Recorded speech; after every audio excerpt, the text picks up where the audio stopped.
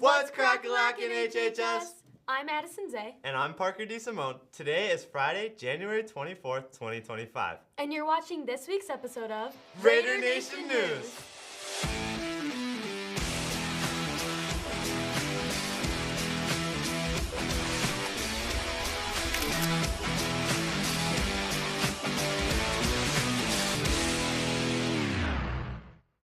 Welcome back, Raiders. We hope you had a chance to rest and recharge over the really long weekend. And we hope you stayed warm. This Saturday, the varsity dance team will compete at sectionals held at Libertyville High School. Their performance is scheduled precisely at 2:48 p.m., so be sure to come out and cheer them on. Speaking of competition, this past Wednesday, our television production crew had the opportunity to visit the historic Tivoli Theater in downtown Downers Grove for the Silent Film Festival. A big thank you to everyone who came out to support the crew. More short films are on the horizon, so stay tuned for what's next. In other exciting news, District 158 is thrilled to announce a new location for its Light Transition program. Staff, students, family, and community members are invited to an open house and ribbon cutting event on Monday, January 27th, from 5 p.m. to 8 p.m. at 10401 Vine Street in Huntley. That's right, the ribbon cutting ceremony will take place at 5:15 p.m., followed by tours of the facility and a chance to learn more about the new space and the future of the Light program. Breaking news, buzz about a mysterious Winterfest has been spreading rapidly through the halls of Huntley, leaving many students wondering what this event is all about. RNN reporter Jocelyn Jones set out to uncover more details about the upcoming celebration. Winterfest is our new student council event, February 8th, 2025. It is a casual dance. Other things Winterfest includes is games and activities on the sides.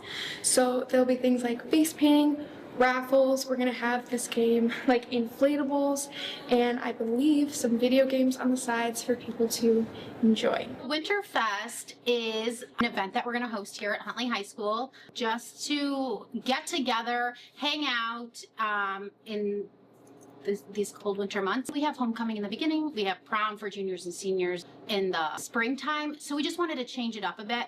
Rather than having just a dance, you can play the games just to offer variety, so we have enough for everyone to do something. Students should be excited because this is the first year we're running this event. So if we want events like this to happen in years to come, we got to get hyped. In March, we have our March Madness basketball tournament. It's 3-on-3. Get hyped, get excited. You don't have to be good at basketball, but it's if you just want to have fun. We have that coming up.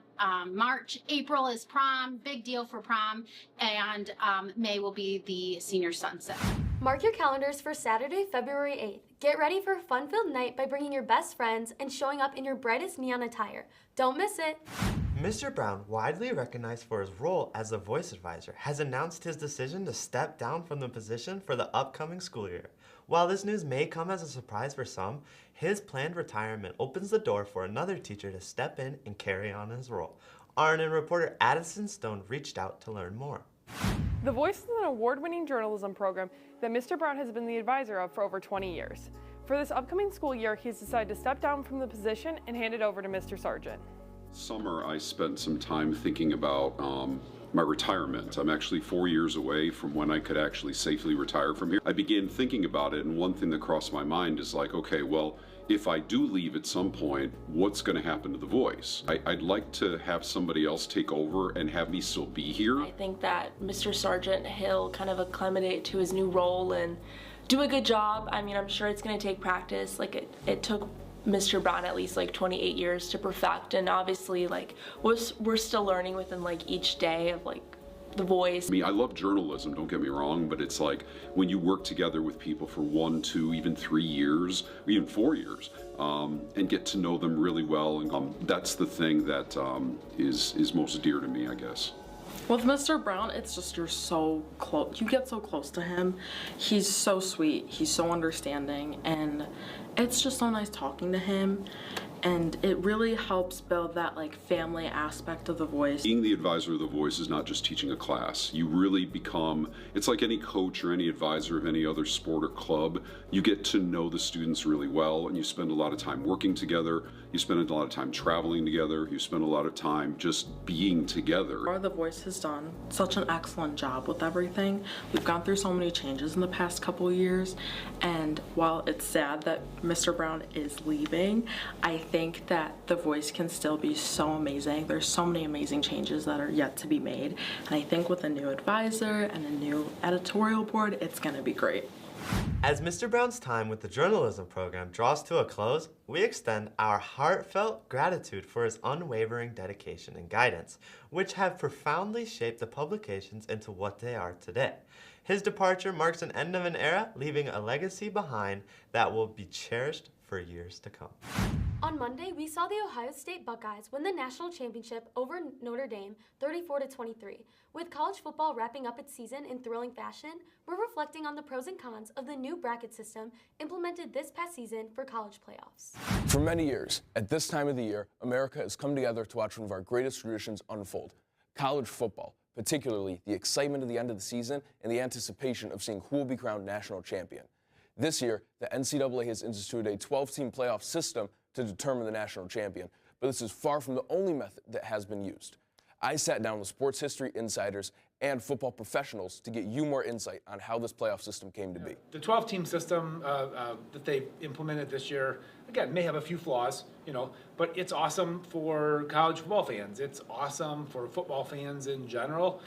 It was, set up to be a way to have a little bit of competition be settled on the field kind of thing and that kind of stuff.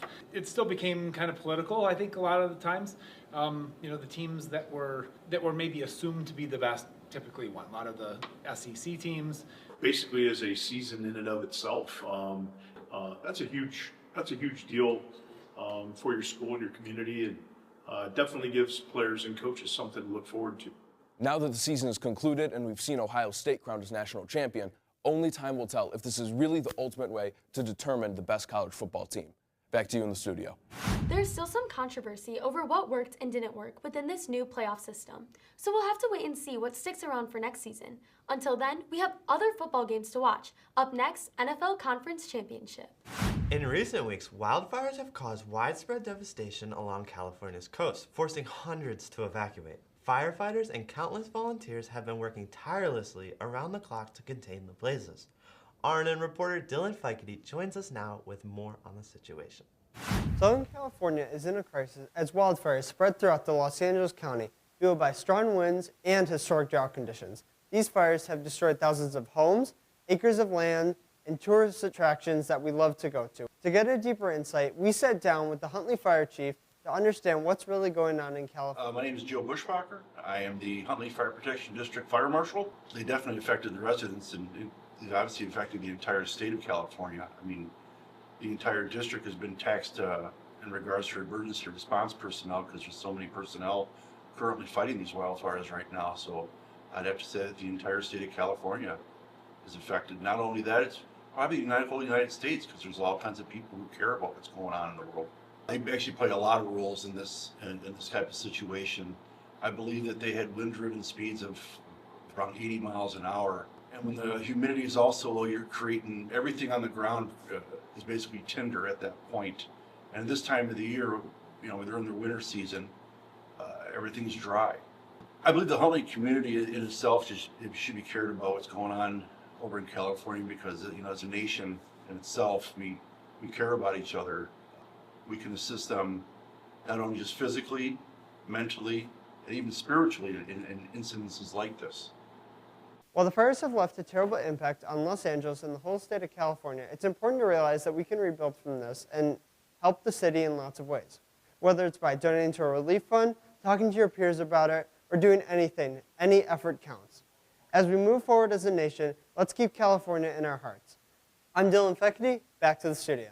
Thank you to the Huntley Fire Department for their dedication and service to our community.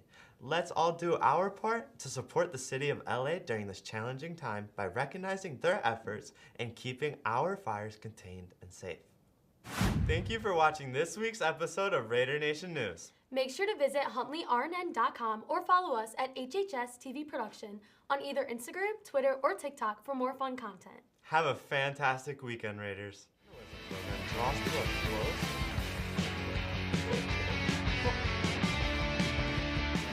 So fire. That was so good. Bringing? Whoa.